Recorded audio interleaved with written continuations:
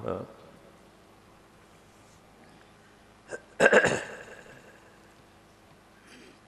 कालचा सायंकाळचा विषय पुढे थोडासा करणे 5-7 अध्याय आलेले आहेत. तर हे आपल्याला थोडीशी सार रूपानं सांगावं लागतील, कारण यांना डिटेल सांगायला आपल्याला वेळ नाही आहे. आजचं प्रवचन सकाळचं आणि मला वाटतं दुपारचं एखाद्या तासाचंच, कारण आज संमेलन आहे. असंच उद्याही आहे. 2 तास सकाळचं प्रवचन आहे, दुपारी 1 तास होईल, कारण उद्या काहीतरी आहे. याप्रमाणे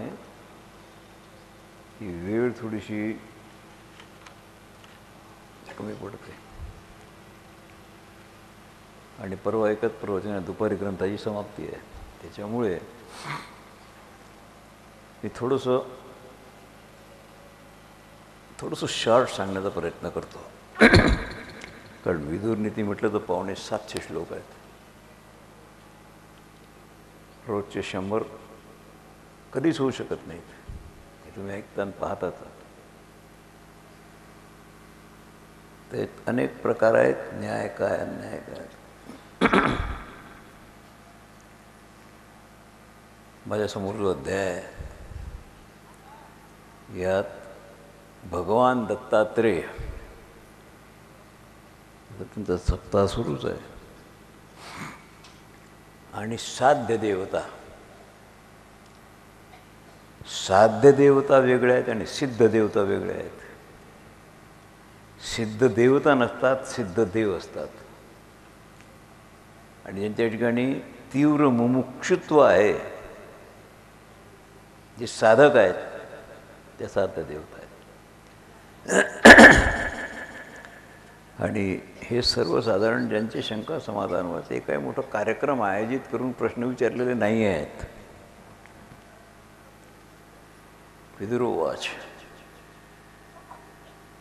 अत्रेवोदाहरमिति हासं पुरातनम अत्रेस्य संवादम साध्यानां चेत श्रुतम. भगवान दत्तात्रेय अत्रीनं तप केलं. अत्री ऋषींनी तप केलं. त्यांचं नाव अत्री याच्याकरता आहे की त्यांच्या ठिकाणी 3 गुणापैकी एकही गुण नाही. तम नाही, रज नाही, सत्व नाही, गुणरहित, म्हणून अत्री. आणि त्यांची पत्नी अनुसूया. असूया म्हणजे जिच्या ठिकाणी कधीही मत्सर निर्माण झाला नाही, असूया निर्माण झाली नाही, म्हणून त्यांचं नाव अनुसूया. अत्रीच्या पोटात ब्रह्मा, विष्णू आणि महेश हे 3 पालकत्व असलेले न्यूट्रॉन, प्रोटॉन प्लस इलेक्ट्रॉन एका वेळेला निर्माण झाले. तुमच्या शरीरात या 3 गोष्टी एका वेळेला आहेत. न्यूट्रॉन, प्रोटॉन, इलेक्ट्रॉन आहे. अत्रीने देवाला मागितलं तप झाल्यानंतर की मला तुझ्यासारखा पुत्र व्हायला पाहिजे. देवाने सांगितलं माझ्यासारखा मीच आहे. आणि माझ्या फॅक्टरीत जे निर्माण होते त्याचा एक, तेव्हा माझ्यासारखा पुत्र होणार नाही, मलाच यावं लागेल तुझ्या पोटात.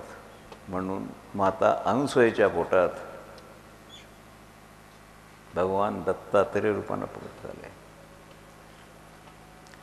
अणोरणीयान महत्वमहीयान हे अणुस्वरूप आहेत. त्यांना जी 3 मुख आहेत ना, ती 3 मुख प्रतीक आहेत. एक न्यूट्रॉनचं मुख आहे, एक प्रोटॉनचं आहे, आणि तिसरं इलेक्ट्रॉनचं आहे, ज्याला आपण ब्रह्मा, विष्णू आणि महेश असं म्हणतो. ब्रह्मा निर्माण करतो, विष्णू पोषण करतात, आणि शंकर संहार करतात. तुम्ही शेतकरी आहात. आता हे पीक काढल्यानंतर तुम्हाला संहार करावा लागेल पिकाचा. पराठी बिराठी उपडून फेकावं लागेल सगळं. कारण संहार जर केला तरच पुढे उत्पत्ती होईल, संहार न केला तर पुढे उत्पत्ती बंद होईल. म्हणून शंकर फार महत्त्वाचं काम करतात. महाप्रलय केल्यानंतर पुन्हा आरंभ होतो. व्हील आहे, इट्स काइंड ऑफ व्हील. ते कधी थांबत नाही. आणि त्यात हे 3 प्रकार आहेत. निर्माण करावं लागेल, एक शक्ती निर्माण करील, एक शक्ती पोषण करील आणि एक शक्ती त्याचा नाश करील, तेव्हा पुन्हा निर्मिती होईल. उपजेते नाशे नाशले पुनर्पिदिसे, हे घटिकायंतर जैसे परिभ्रम आहे का, हे कधी बंद पडत नाही. त्याकरता भगवान दत्तात्रय याचं प्रतीक आहेत. ब्रह्मदेव, विष्णू आणि महादेव यांचं प्रतीक दत्तात्रय आहे. आता आपण काल्पनिक चित्र पाहतो, त्यांना कोणी पाहिलं नाही आहे. रामाला कोणी पाहिलं नाही आहे, कृष्णाला कोणी पाहिलं नाही आहे. आपण जी ज्यांची चित्र पाहतो आपल्या कल्पनेनं निर्माण केलेलं आहे. कोणतेही रामाच्या चित्रात तुम्हाला दिसेल क्लीन शेव, 14 वर्ष राम वनवासात होते, माणूस म्हणून जन्माला आले ना, तर त्यांचे केस हजामत काही वाढली नसेल का. म्हणून आपण निर्माण करतो ते आपल्या कल्पनेनं करतो, ओरिजिनॅलिटी नसते त्याच्यात. याकरता अनुसयेच्या पोटात, ज्या स्त्रीच्या पोटात असूया मत्सर नसेल अशा स्त्रीला अनुसया म्हणतात. आणि ती ज्याला निर्माण करते, उत्पन्न करते ना, त्याच्यात कोणता तरी देवतेचा अंश राहीलच. तर ते बाकीच्या कथा पुराणातल्या सोडून द्या, मी तुम्हाला ओरिजिनल महाभारतच सांगून राहतो. दत्तात्रय हंस नव्हते, परमहंस. भागवतात प्रत्येक अध्यायाच्या शेवटी पारमहंस्यायाम असं लिहिलं आहे. म्हणजे श्रीमद भागवत परमहंसाचा ग्रंथ आहे. हंस पाणी आणि दूध याचा विवेक करतो. आपण दूध आणि पाणी मिसळून जर ठेवलं तर त्याच्याजवळ सिद्धी आहे. हंसाजवळ पक्षी असूनही तो त्यातलं दूध पिऊन घेतो, पाणी राहू देतो, त्याला हंस म्हणतात. पण परमहंस म्हणजे आपण चिद जड आहोत, आत्माही आहे, शरीरही आहे, मनही आहे. म्हणून चिद जडाचा जो विवेक करतो त्याला परमहंस असं म्हणतात. दत्तात्रयांच्या फोटोत तुम्हाला दिसते श्वानही आहे आणि सर्व देवमय गोही आहे, म्हणजे गायही आहे. गायीसारखं पवित्र काही नाही, कारण गायीच्या शेणात लक्ष्मी आहे, मूत्रात गंगा आहे. आणि श्वानासारखा भ्रष्ट कोणता जीव नाही. तुम्ही लंडनहून लाख रुपयाचा आणाल, विष्ठा खाईलच. याकरता परस्पर विरुद्ध धर्मी आश्रित दत्तात्रेय आहेत. सोबत गायी आहे आणि श्वानही आहे. त्यांचा बोध असा आहे, परमहंसाच्या ठिकाणी भेद नसावा. हे तर गीतेने सांगितलेलं आहे, तुम्हाला प्रत्येकाला माहीत आहे. पण त्यांचा बोध कसा आहे, ते म्हणतात वाघ आणि गाय माझ्याजवळ नांदतात, पण दोन्ही मातीचे आहेत. वाघही मातीचा आहे आणि गायही मातीची आहे. तुम्ही समजता गाय जिवंत आहे आणि वाघही जिवंत आहे, म्हणून तुम्हाला भीती आहे वाघ गायीला खाईल. ते म्हणतात खाता येतच नाही, माती मातीला काय खाईल. ही दृष्टी आहे. दृष्टीचा अभाव माणसाला त्रास देतो. एकदा वाटेनं प्रवास करत असताना साध्य देवता जवळजवळ 10-12 आहेत. त्यांना भगवान दत्तात्रयाचं दर्शन झालं. त्यांचं शरीर पुष्ट होतं. तेज मुखावर असते साधू संतांच्या महात्म्याचे. एका झाडाखाली बसले होते. साध्य देवतेने जेव्हा दत्तात्रयाला पाहिलं तेव्हा त्यांना प्रणाम केला. सत्पुरुषाजवळ, साधू संताजवळ ब्राह्मणाला प्रणाम करावा पहिल्यांदा, म्हणजे वर येणारे प्राण खाली बसतात. आणि महात्म्याची भेट झाली, आपण संसारिक आहोत, आपल्या चित्तात अनेक शंका असतात, संशय असतात, विचारून मोकळं व्हावं. कारण समाधान तेच करू शकतात. देव येऊन तुमचं समाधान करणार नाही. देव ते संत, देव ते संत, त्यांना विचारून मोकळं व्हावं. साध्यगण दत्तात्रयासमोर बसल्यानंतर त्यांनी सांगितलं, महाराज तुमचं शरीर पुष्ट आहे, तुम्हाला तर काही बायको नाही, संसार नाही, स्वयंपाक नाही, पुष्टीला तर अन्न चांगलं लागेल, भोजन वगैरे तुमची तर काही सोय नाही. त्याने सांगितलं, देवतांनो मी या गुहेत राहतो, ही गुहा आहे, इथे झोपतो रात्री, समोर गंगा आहे, आंघोळ करतो. आणि माझी परिस्थिती अशी आहे, एका दिवशी 10-12 लोक मला चांगल्यात चांगलं तूप, पोळी, अमुक टमुक पक्वान्न आणून देतात, जेवतो. कधी कधी 4-5 दिवस कोणी येतच नाही, कोणी काही आणतच नाही, उपाशी राहावं लागतं. कभी घी घना, कभी मुठ्ठीभर चना, कभी वोमी म्हणा. पण मला ज्या दिवशी चांगलं जेवायला मिळते त्या दिवशी मला अहंकार होत नाही. मी काल तुम्हाला सांगितलं, 1 दिवसाचे निपारणे अल्पकू जैसा ज्ञानोबराय म्हणतात. एकदा फुकट जेवायला मिळालं की त्या माणसाला अहंकार होतो. मला काही वाटत नाही, 2-3 दिवस उपाशी राहिलो तरी माझ्यावर काही परिणाम नाही. जे निषिद्ध असेल त्याच्याकडे मी पाहत नाही, पण ते विधीनं युक्त आहे ते कसंही मिळालं, मी हे नाही पाहत की हा ब्राह्मण आहे की चांडाल आहे. प्रेमानं दिलेली वस्तू मी ग्रहण करतो. मी जातीवर्ण कधी पाहत नाही, कारण मीच स्रष्टा आहे, मीच पालन करता आहे, मीच संहारक आहे, मला पाहता येतच नाही. त्याच्यामुळे तुम्ही आलात बरं झालं. आणि माझ्याजवळ येणारा माणूस सहज आलो म्हणत नाही, म्हणाल तर खोटं आहे. आमच्याजवळ साधू संताजवळ सहज आम्ही रिकामचोट नाही, सहज कोणी येत नाही. कोणाला सप्ताह तरी लागेल, कीर्तन तरी लागेल, काहीतरी लागेल. निदान एखादा 3rd ग्रेड असला तर माझ्या मुलीचं लग्न होईल की नाही एवढं तरी विचारेल. आता महाराज काय सांगेन, मग ते होईल न होईल, आई बापाला विचार, पत्रिका दाखव एखाद्या बामणाला. म्हणजे रिकामा कोणी येतो काय? दत्तात्रयाने सांगितलं, तुम्ही वाटेनं जाताना मला पाहून आले, दर्शना करता आले, दर्शन झालं, या. ते उठत नव्हते. जो माणूस जागचा हालत नाही त्याला काहीतरी बोलायचं आहे की नाही. काल शेंदूरजना घाटचे लोक आले, तासभर बसले, 10 मिनिटाचं काम होतं. त्यांना कार्यक्रम पंढरीला दिलेला आहे, बाकीचं त्यांना बोलायचं होतं वगैरे, ते थोडंसं त्याच्याकरता बसले. पण बोलाव कोणी?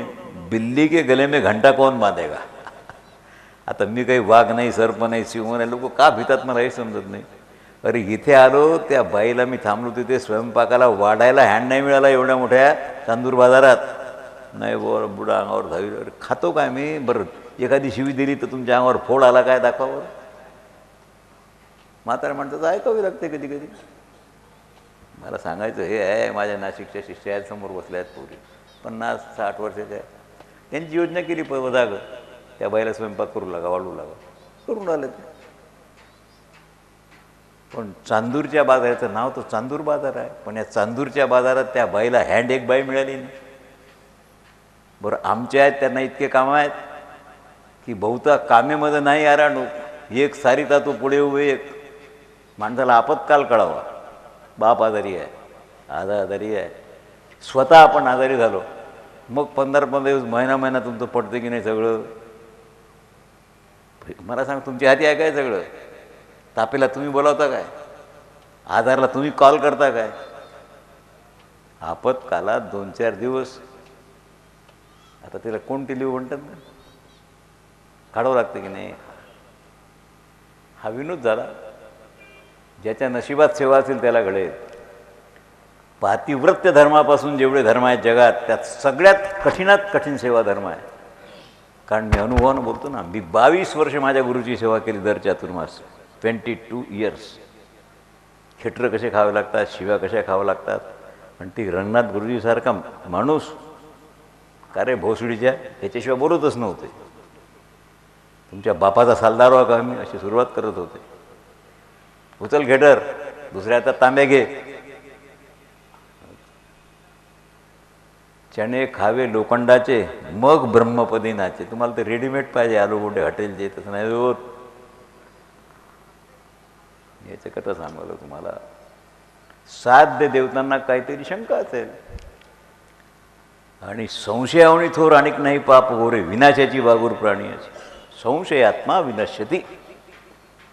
संताची भेट झाल्यावर संशय असेल तो विचारून मोकळं व्हावं. कारण तेच एक स्थान असं आहे की आपलं समाधान करतील. कोट्याधीश करणार नाही, मिनिस्टर ते तर त्यांना तर काही त्यांच्याकरता बोलायला शब्दच नाही. चरंतम हंसरूपेण महर्षी संचितम व्रता साध्या देवा प्रमार्थ वैपुरा. फार वर्ष झाले या गोष्टीला. परमहंस रूपानं विचारणारे भगवान दत्तात्रेय, त्यांना साध्य देवतेने विचारलं. साध्या देवा वैमे ते महर्षी दृष्टाम भवंतने शकृत मानू श्रुतीने धीर बुद्धिमास्तम मतोमे काव्यम वाचन वक्तू मन. हाच हे 5.7 श्लोक आहेत. ओरिजिनल महाभारत नाही माझ्यासमोर. श्लोक वाचणे, त्याचा अर्थ बुद्धीत करणे आणि मग तो तुम्हाला सांगणे. सांगायला कठीण आहे ना. पूर्वी भागवत ओरिजिनल होतं, ट्रान्सलेशन नव्हतं. 75-80 वर्षापूर्वी बरं काळे. तेव्हा फक्त ब्राह्मण जे संस्कृतात तज्ज्ञ आहेत तेच भागवत सांगत, कारण संस्कृत कोणाला येत नव्हतं. हे ट्रान्सलेशन जेव्हापासून निघाले तेव्हापासून पाय टाकला की भागवत करत. काहीच नाही लागत, रेडीमेड. आणि आपण प्रपा छापल्या ना, बस त्याला काही इलाज नाही. ते प्रपा सर्वसाधारण महाराज लोकांना सांगता यावं भागवत याच्याकरता साध्य आहे. पण मला त्याचा पश्चाताप आहे की आपण उगीच छापली, कारण ते त्यांनी उदरभरणाचं साधन केलं, हे वाईट झालं. त्या प्रपेवरून भागवत सांगून समाजाची सेवा करा, पण ते भागवत सांगितल्यावर 10,000 रुपये घेणे, त्याला कमर्शियल स्वरूप दिलं तुम्ही. आणि त्याचं अर्ध पाप मला लागून राहिलं. मला उद्या स्वामी महाराजांनी विचारलं कशाला झक मारायला छापलं, माझी काय उत्तर आहे? आता मी काय तुमचं मन जाणतो, तुम्ही याचा हा उपयोग कराल.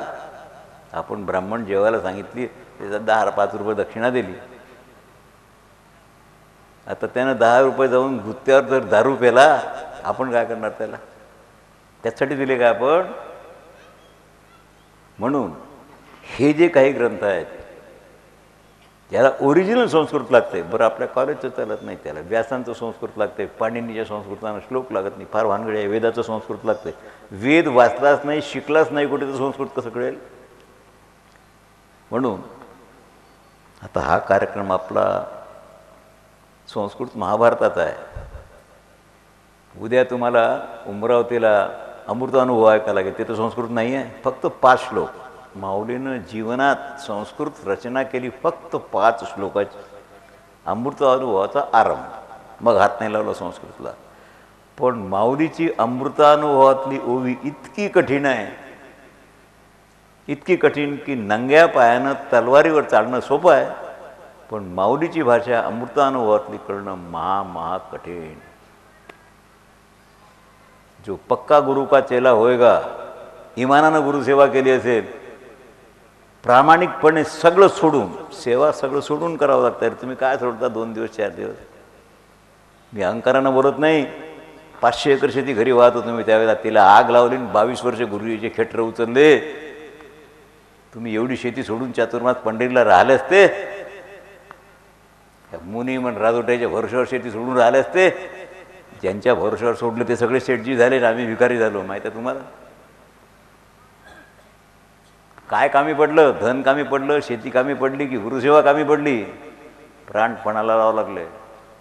आम्ही म्हणतो जाऊ, राग मलाही येतच आहे. त्या बुड्याचे रोज खेटर हातात घ्यावं लागत, आणि एका हातात हा घ्यायला जायला तांब्या डेली. काय कराल बोला? म्हणून मी सांगतो, सेवा धर्म खरा घडतो चित्तात प्रेम असेल तर, आणि विश्वास असेल तर. कारण विश्वास प्रेमाचा बाप आहे. खरी प्रीती जगात जर असेल ना, पूर्ण प्रेम भयो मनमो तब नेम को बंधन छूट गयो. मग त्याला विधी नाही, नेम नाही. पतिव्रतेला विधी आहे, नेम आहे, कारण पतिव्रता हा धर्म आहे. प्रेम हा धर्म नाही, ते कर्तव्य आहे तुमचं. द्याल तर मिळेल. संशय निवृत्ती करायला जगाच्या पाठीवर ज्ञानोवारा आहे, तुकोवारा आहे, नाथ माऊली चोखोवारा आहे, संतच आहेत फक्त. आता ते आहेत काय? त्यांचं वाङ्मय रूपानं आहेत. कोणतीही शंका निर्माण झाली, ज्ञानेश्वरी समाधान आहे. कोणत्याही शंकेचं गाथ्यात समाधान आहे. डीप थिंकिंग करा. समुद्रात 100 मैल लांब गेले माणसंच भेटतील, पण 1 मैल खोल गेले तर रत्न सापडतील. त्याच्याकरता खोल जावं लागेल. साध्या उचुः श्रुतेन धीरो बुद्धिमास्त्वं मतो मे काव्याम वाचमुक्त.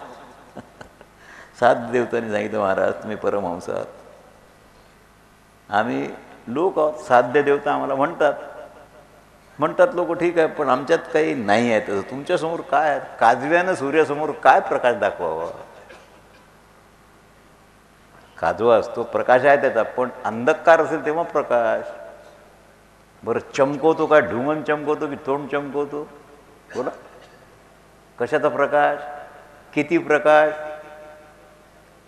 मला कधी कधी हसू येते. बरं बापू, काय आहे त्याचं? मला सवय होती, मी सकाळी 6 वाजता घोड्यावर एक प्यारा दूध घेऊन बसत होतो आणि 200 एकराचा एक राऊंड मारून 1.5 तासात परत येतो.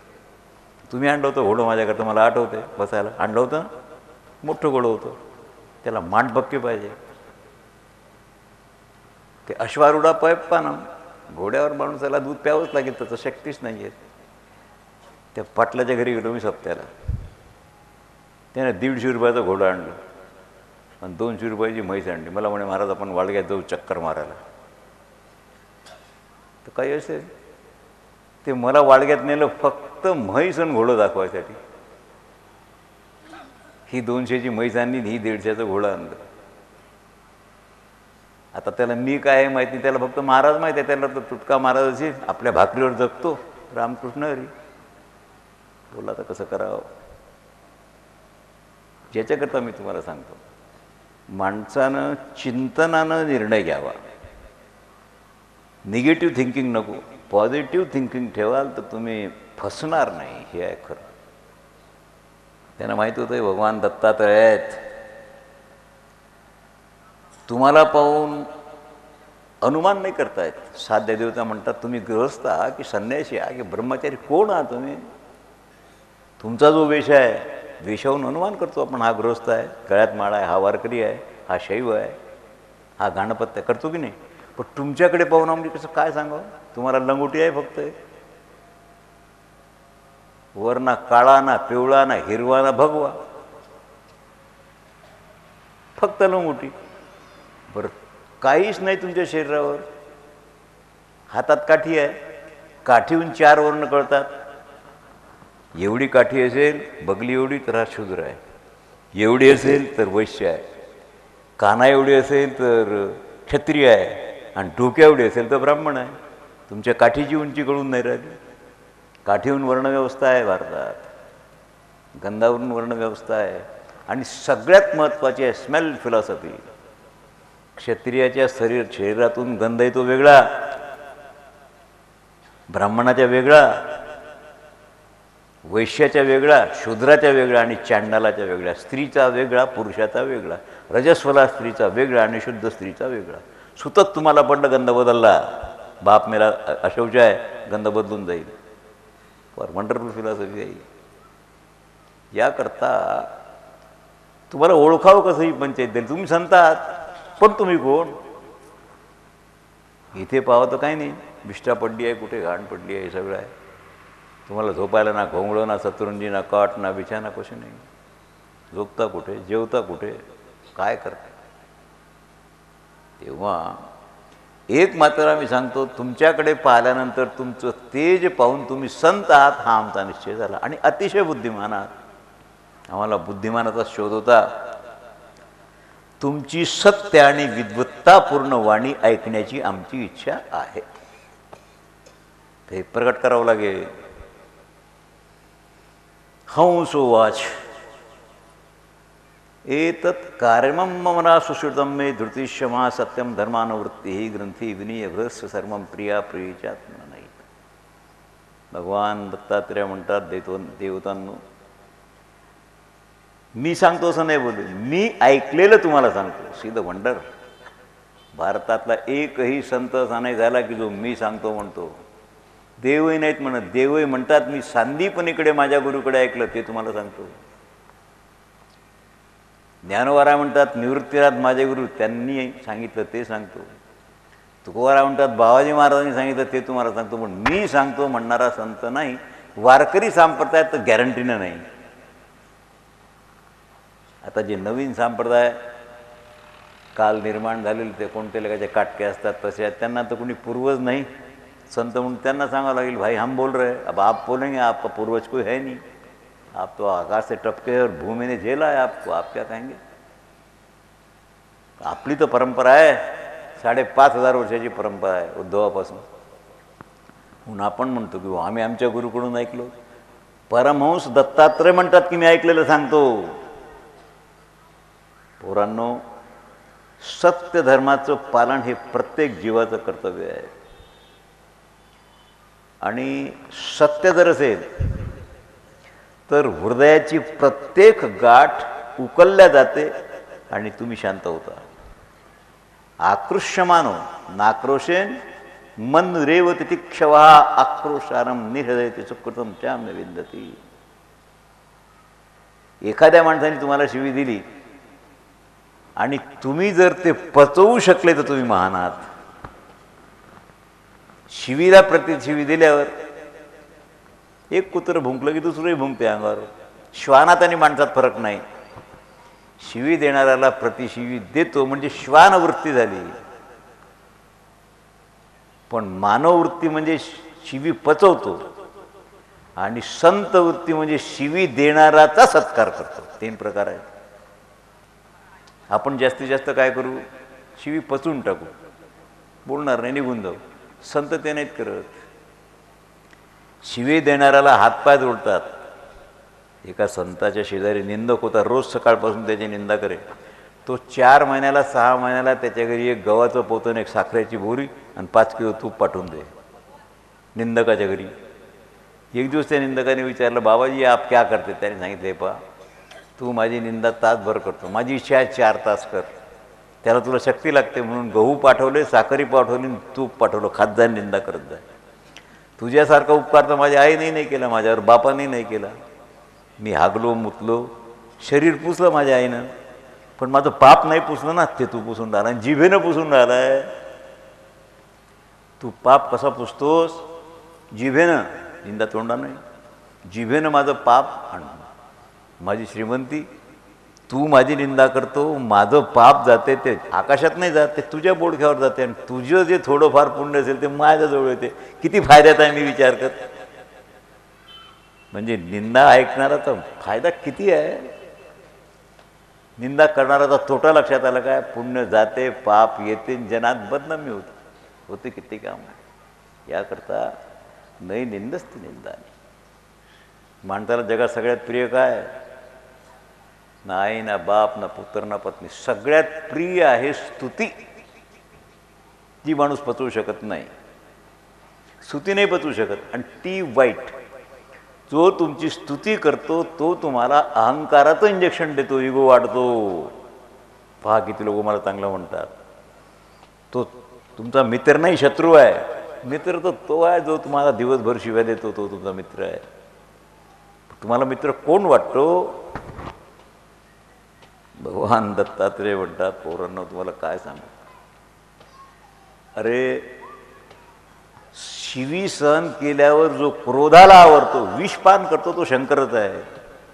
क्रोधाला पचवणं, महादेवाने विष पचवलेलं आहे समुद्र मंथनाच्या वेळेला. क्रोधाला पचवतो, मोठा आहे. नाक्रोशी स्थानावमानी प्रस्य मित्रदो होईच्या नाचे नीचोपसैमीची अभिमानी ही नवृत्ती रक्षा वाचम भरते. ती कधी कुणाचा अपमान करू नका, अन्यायानं कुणाशी बोलू नका. साध्या माणसाचाही अनादर करता येत नाही.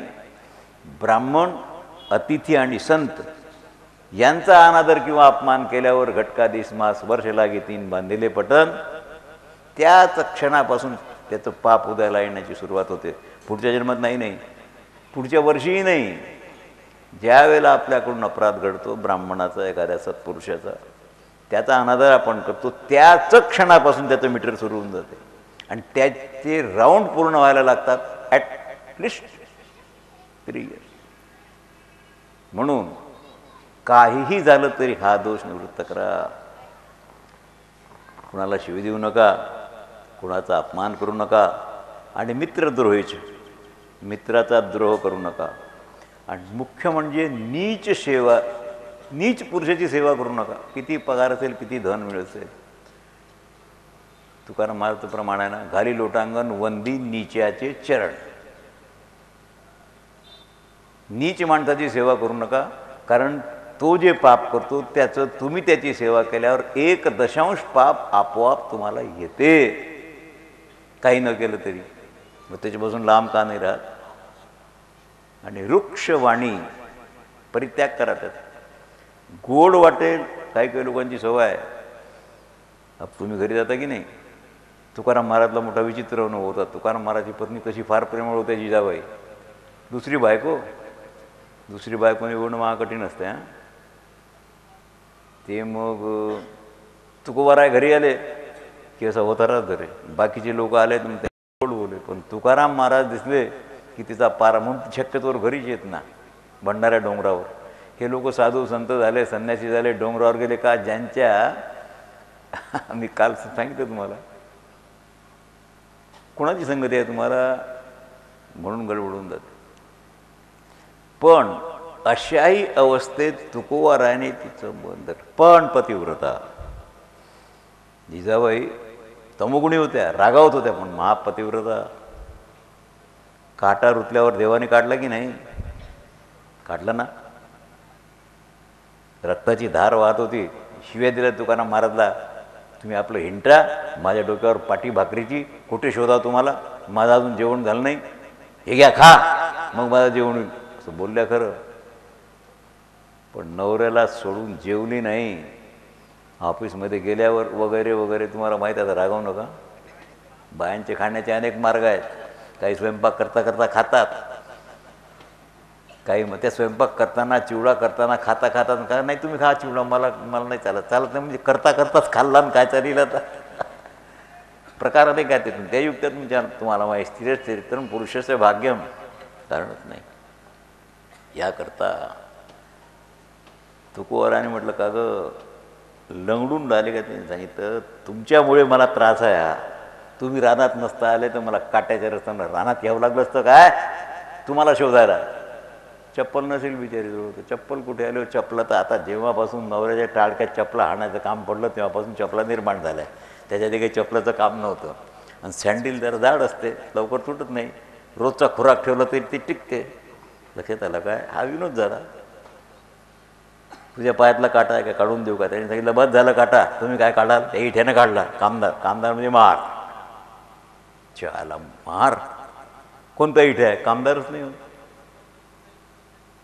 तुकोबाराय होते, ते रडले. इथं भगवंता कर्कशी संगती दुःख पनंड फजिती. माझ्या कल्याणाकरता तुम्हाला कर्कशा बायको दिली. हे नाही सांगितलं संसार गोड झाला असता. कर्कशे संगती उदंड फजिती, पण कर्कशे संगती संसारातून निवृत्ती. हे बरोबर आहे की नाही. म्हणून माझ्यावर तुझी जी कृपा आहे कुणावर नाही.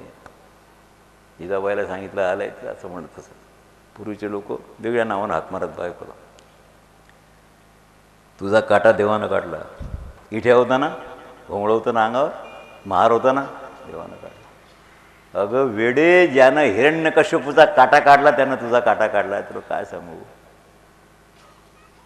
म्हणून मी तुम्हाला सांगतो, स्वभाव वाईट असावा पण पातिव्रत्य असावं. पतिव्रतेचे हृदय जैसे पती वाचून